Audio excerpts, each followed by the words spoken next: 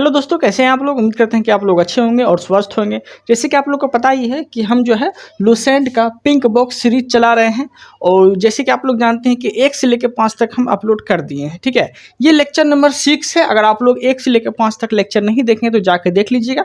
Pink box series करके Lucent का हम यूट्यूब पे बना दिए हैं प्लेलिस्ट। ओके, आप लोग जाइए और देखिए। ओके, समझते हैं ध्यान से। मेरा पहला क्वेश्चन है मंत्री एवं संबंधित विभाग। ठीक है, मंत्री और उससे संबंधित विभाग देख लेते हैं कि कौन से मंत्री को कौन से विभाग मिला है। जैसे कि अभी होता है ना, कैबिनेट का बैठक होता है तो तरह तरह का मंत्री बांट दिया जाता है कि आप कोयला मंत्री बनेंगे, आप विदेश मंत्री बनेंगे। तो वैसे ही उस समय जो है ना दिल्ली सल्तनत में ये सब विभाग चल रहा था। उसमें जैसे कि मंत्री हुआ करते थे, जैसे कि वजीर जो हुआ करते थे इसे पीएम को बोला जाता था वजीर। ठीक है, पीएम को वजीर बोला जाता था, ये चीज़ याद रखिएगा। जिसमें कि इसका काम क्या होता था वजीर का, तो राजस्व विभाग का ये प्रधान होता था। ठीक है, वजीर क्या होता था, तो राजस्व विभाग का प्रधान होता था। ओके, आगे देखते हैं। आगे है मुशर्रिफ ए मुबालिक। क्या बोले, मुशर्रिफ ए मुबालिक क्या होता था, तो मुशर्रिफ ए मुबालिक जो होता था उधार दिए गए धन का हिसाब रखता था। ठीक है, दिल्ली सल्तनत में जो भी राजा थे, जो भी जिसको भी उधार देते थे ना, तो उसमें एक मंत्री में बना दिया गया था मुशर्रिफ ए मुबालिक। इसका काम था उधार को वसूलना। ठीक है, ये चीज़ याद रखिएगा, उधार का हिसाब उसाब रखना। ओके, आगे देखते हैं। तो मुशर्रिफ ए मुबालिक जो है ये याद रखिएगा कि ये महालेखा था, ये भी याद रखिएगा। अब देखिए, एक आता था शब्द खजीन। खजीन क्या होता था, तो खजीन जो है ये कोषाध्यक्ष होता था। ठीक है, क्या होता था, तो खजीन क्या होता था, दिल्ली सल्तनत में जो खजीन जो हुआ करता था शब्द, ये जो था ये कोषाध्यक्ष था। ठीक है, ये चीज़ याद रखिएगा। आगे है आरिज ए मुबालिक। आरिज ए मुबालिक क्या होता था, तो आरिज ए मुबालिक जो है ये दीवाने अर्ज अथवा सेन विभाग का प्रधान होता था। आरिज ए क्या बोले, आरिज ए मुबालिक क्या होता था, दीवाने अर्ज अथवा सैन्य विभाग का प्रधान को बोला जाता था आरिज ए मुबालिक। ठीक है, यहाँ तक कोई दिक्कत नहीं है। आगे देखते हैं। सांद्र उद सुदूर। क्या बोले, सांद्र उस सुदूर जो हुआ करता था इसको मिला था धर्म विभाग एवं दान विभाग के प्रमुख।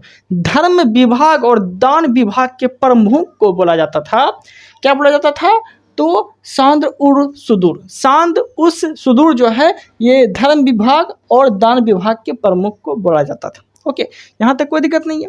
अब देखते हैं हम लोग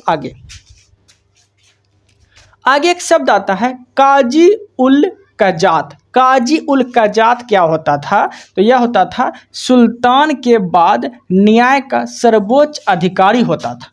क्या बोले, काजी उल कजात जो होता था ये सुल्तान के बाद न्याय का सबसे बड़ा सर्वोच्च अधिकारी होता था। क्या बोले, काजी उल कजात। ठीक है, आगे देखते हैं। बारिद ए मुबालिक। बारिद ए मुबालिक क्या होता था, तो यह होता था गुप्तचर विभाग का प्रमुख अधिकारी को क्या बोला जाता था, गुप्तचर विभाग के प्रमुख अधिकारी को क्या बोला जाता था, तो बारिद ए मुबालिक बोला जाता था। ठीक है, यहाँ तक कोई दिक्कत नहीं है।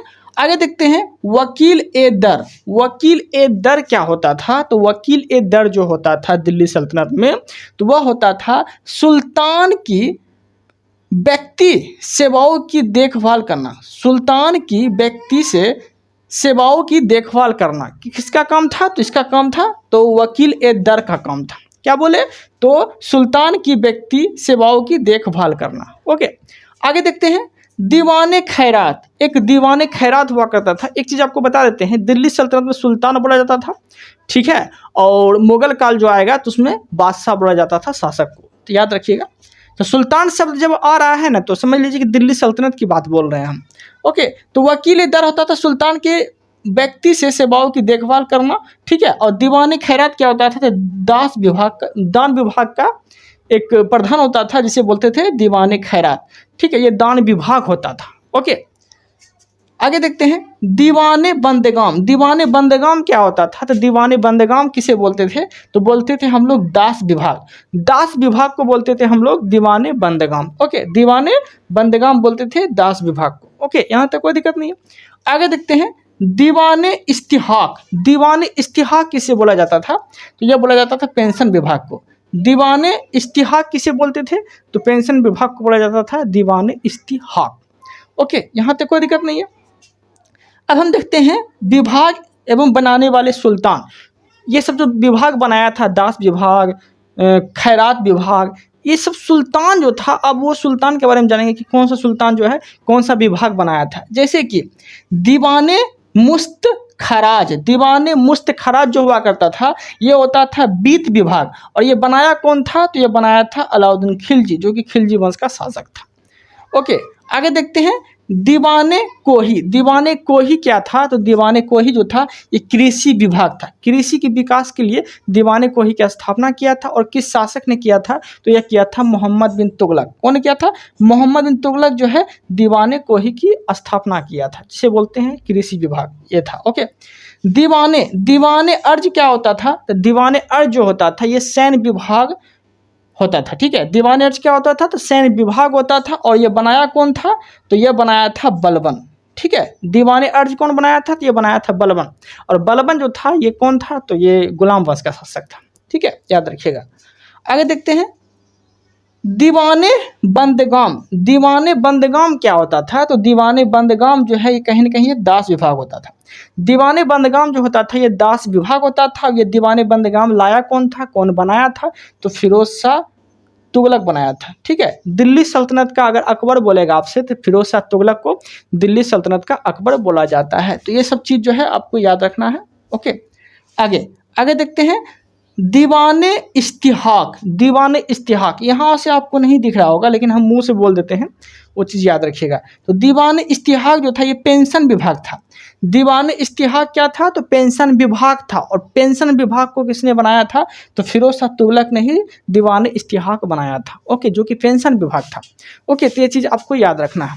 ओके, यहाँ तक कोई दिक्कत नहीं है। अब देखते हैं हम लोग यहाँ से स्थान एवं प्रसिद्ध कारण देख लेते हैं, कौन सा स्थान किसके लिए प्रसिद्ध था। जैसे कि सरस्वती एक था, एक स्थान था सरस्वती। सरस्वती जो था ये किसके लिए प्रसिद्ध था? तो अच्छी किस्म के चावल के लिए जो प्रसिद्ध था उस समय दिल्ली सल्तनत में, उस समय जो प्रसिद्ध था। ठीक है, तो सरस्वती किसके लिए प्रसिद्ध था? तो अच्छी किस्म के चावल के लिए प्रसिद्ध था। क्या बोले? सरस्वती। ओके, आगे देखते हैं अहिंदवाड़ा। अहिंदवाड़ा किसके लिए प्रसिद्ध था? तो अहिंदवाड़ा जो प्रसिद्ध था यह व्यापारियों तीर्थ स्थान के लिए प्रसिद्ध था। व्यापारियों का जो तीर्थ स्थान हुआ करता था वह फेमस जगह कौन था? तो वो अहिंदवाड़ा था। अहिंदवाड़ा व्यापारियों के तीर्थ स्थान के लिए प्रसिद्ध था उस वक्त।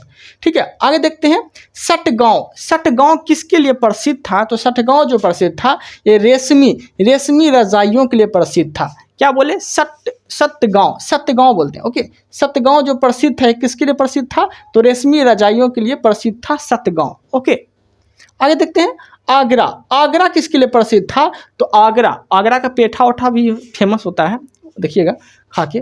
तो आगरा जो प्रसिद्ध था ये नील उत्पादन के लिए प्रसिद्ध था। आगरा किसके लिए?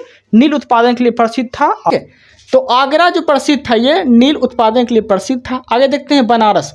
बनारस किसके लिए प्रसिद्ध था? तो बनारस जो प्रसिद्ध था ये सोने चांदी जरी का काम करने के लिए प्रसिद्ध था। बनारस क्या बोले? सोना चांदी और जरी के काम करने के लिए जो प्रसिद्ध था स्थान वह था बनारस। क्या था? बनारस प्रसिद्ध था। ओके, आगे देखते हैं संगम वंश के प्रमुख शासक। संगम वंश के प्रमुख शासक की बात बोलते हैं तो संगम वंश के प्रमुख शासक कौन है तो वो देख लेते हैं। जैसे कि हरियर जो था, हरियर एवं बुक्का संगम वंश की स्थापना किया था, जिसमें कि पहला शासक हरियर था। काल की बात बोलेंगे तो 1336 से 1356 तक जो है मतलब संगम वंश का शासनकाल की बात बोलेंगे तो हरियर का जो शासनकाल था जिसकी स्थापना हरियर एवं बुक्का दोनों ने किया था, तो हरियर का शासनकाल 1336 से 1356 तक रहा था। ओके, बुक्का आगे देखते हैं। बुक्का प्रथम का शासनकाल जो था, जो इसी का भाई था, इसका शासनकाल की बात बोलेंगे तो 1356 से 1377 तक जो है बुक्का प्रथम का शासनकाल था। बुक्का प्रथम का शासनकाल कितना था तो 1356 से 1377 तक था। आगे देखते हैं हरियर द्वितीय का शासनकाल कितना से कितना तक था तो 1377 से लेके 1404 ईस्वी तक जो रहा था हरियर द्वितीय रहा था। ओके, तो ये सब कौन था? ये सब संगम वंश का शासक था। आगे देखते हैं देवरा प्रथम।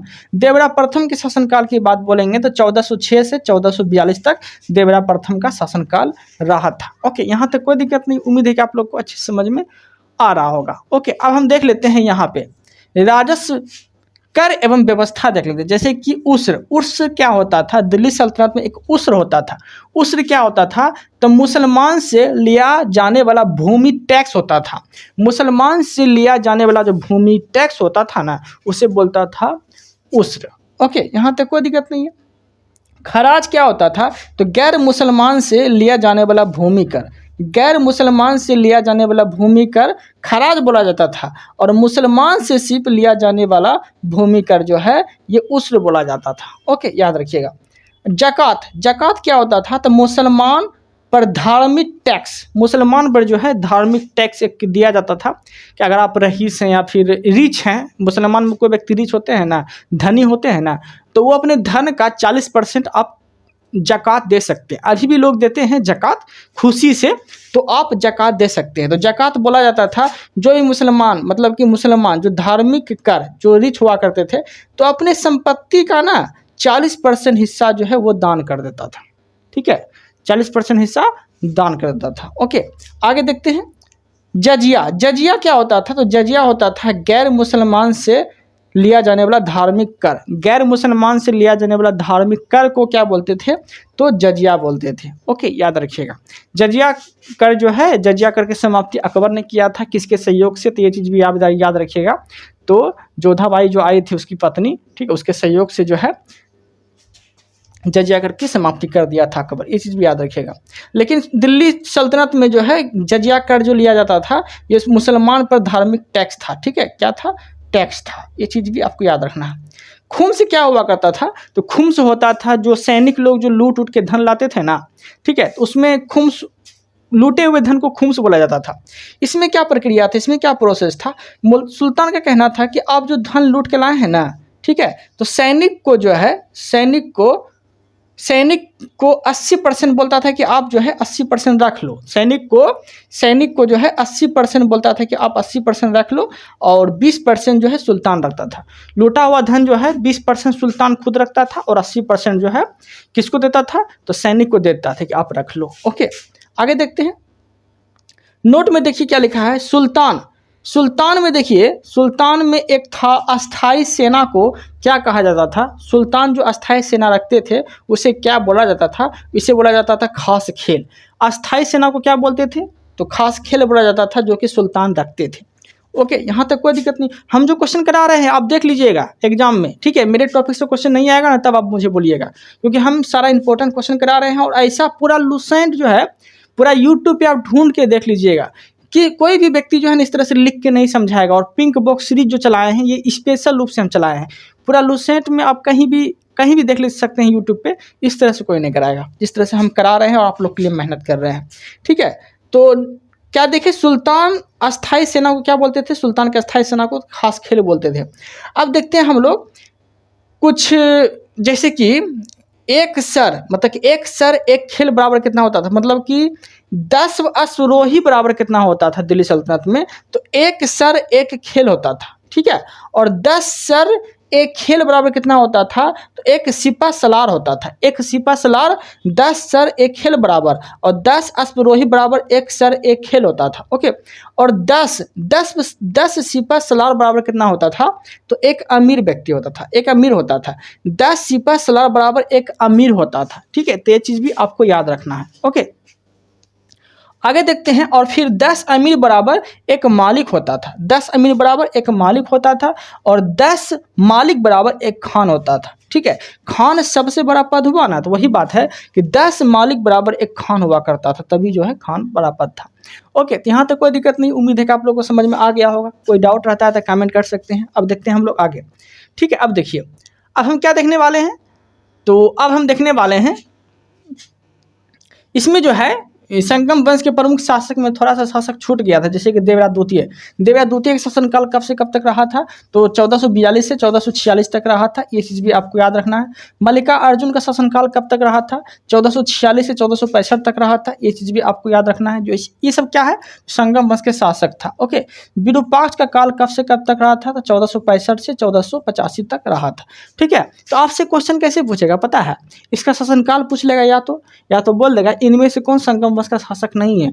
4 ऑप्शन दे देगा, एगो जो है संगम वंश के शासक को हटा देगा, दूसरा घुसा देगा। अब बोलेगा कि इनमें से कौन संगम वंश के शासक नहीं है। ओके, इस तरह से क्वेश्चन पूछ सकता है। तो आप ये सब याद रखेंगे तो आप लगा सकते हैं। ओके, अब देखते हैं हम लोग अष्टदिग्गज एवं शामिल कवि। जैसे अष्टदिग्गज में शामिल कवि थे ना, वो देख लेते हैं। ठीक है, जैसे कि अल्लन सनी, ये क्या था, किसकी रचना की थी? तो मनुचरित एवं हरि कथा सार की रचना की थी। कौन? तो अल्लनी पेद्दन किसकी रचना की थी?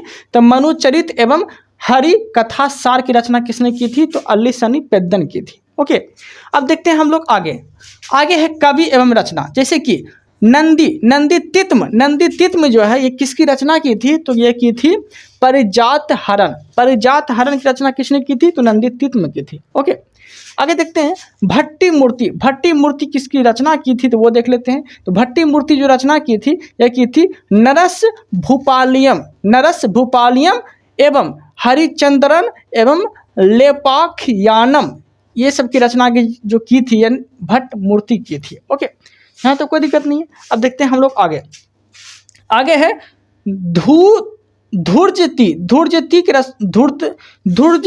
जो थी, मतलब धुर्जती जो थे ये कवि, ये किसकी रचना की थी? तो ये की थी कलहस्ती महात्सम की रचना की थी। की रचना की थी। ओके, अब देखते हैं आगे मल्लन किसकी रचना की थी? तो राजशेखर चरित की रचना की थी। राजशेखर चरित की रचना किसने की थी? तो मल्लन ने की थी। राजशेखर चरित की रचना किसने की थी? तो मल्लन ने की थी। ठीक है, सारा लुसेंट का टॉपिक है। ओके, देख रहे हैं कैसा क्वेश्चन है। तो मल्लन किसकी रचना की थी? तो राजशेखर चरित की थी। आगे देखते हैं अच्युत राज रामचंद्रन किसकी रचना की थी? तो यह की थी सकल कथा सार संग्रह एवं रामयुद्धम की रचना की थी। ठीक है, अच्युत राज किसकी रचना की थी? तो सकल कथा सार संग्रह एवं रामभ्यूयम की रचना की थी। ओके, यहाँ तक कोई दिक्कत नहीं है। अब देखते हैं हम लोग आगे कवि एवं रचना, वही चीज है। जैसे कि अब देखते हैं हम लोग पिंगाली सूरत किसकी रचना की थी? तो पिंगाली सूरत जो रचना की थी, यह की थी राघव पांड्य की रचना किसने की थी? तो पिंगाली सूरत ने की थी। ओके, तेनाली रामकृष्णन किसकी रचना की थी? तो यह की थी पांडुरंग महात्म की रचना की थी। ठीक है, तेनाली रामकृष्णन किसकी रचना की थी? तो यह की थी पांडुरंग महात्म की रचना किसने की थी? तो तेनाली रामकृष्णन ने की थी। किसकी? तो पांडुरंग महात्म की रचना की थी। ओके, आगे देखते हैं तेलुगु के 5 महाकाव्य देख लेते हैं एवं रचना देख लेते हैं, किसकी रचना कौन की थी। जैसे कि अमुक्त माल्यात की रचना किसने की थी? तो कृष्णदेव राय ने की थी। मनुचरित की रचना किसने की थी? अल्लसनी पेद्दन ने की थी। मनुचरित की रचना अल्लसनी पेद्दन ने की थी। वसुचरित की रचना किसने की थी? तो यह की थी भट्ट मूर्ति किसकी रचना की थी? तो वसुचरित की रचना की थी। भट्ट मूर्ति वसुचरित की रचना की थी। ये सब क्वेश्चन जो आएगा डायरेक्ट नहीं पूछेगा, मिलान करने के लिए दे देगा। ठीक है, जिसे मिलान करने में आप फंसिएगा नहीं। जैसे कि अमुक्त माल्या कृष्णदेव राय ने लिखा था। मनुचरित की रचना अल्लसनी पेद्दन ने किया था। वसुचरित की रचना भट्ट मूर्ति ने किया था। ओके, इस तरह से आगे है राघव पांड्य जो रचना की थी, किसकी रचना की थी? मतलब इसकी रचना कौन की थी? पिंगाली सूरत ने की थी। ठीक है, पिंगाली सूरत ने की थी। ठीक है, राघव पांड्य की रचना किसने की थी? पिंगाली सूरत ने की थी। आगे देखते हैं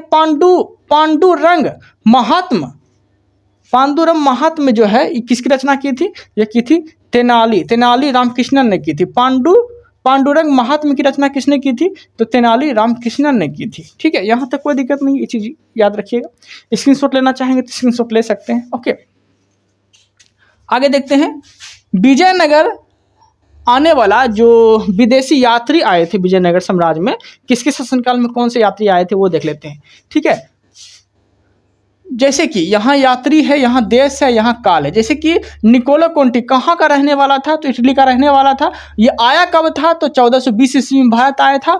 और ये जो है देवरा प्रथम के शासनकाल में भारत आया था। देवरा प्रथम के शासनकाल में कौन आया था, निकोलो कोंटी आया था। ओके, अब देखते हैं अब्दुल रज्जाक। अब्दुल रज्जाक किसके शासनकाल में आया था, तो देवरा द्वितीय के शासनकाल में आया था। कब आया था, 1442 ईस्वी में आया था। और देवरा द्वितीय कहाँ का रहने वाला था, तो फारस का रहने वाला था। ठीक है, तो इसमें क्वेश्चन जब फंसे ना, आप ऐसे याद रख सकते हैं।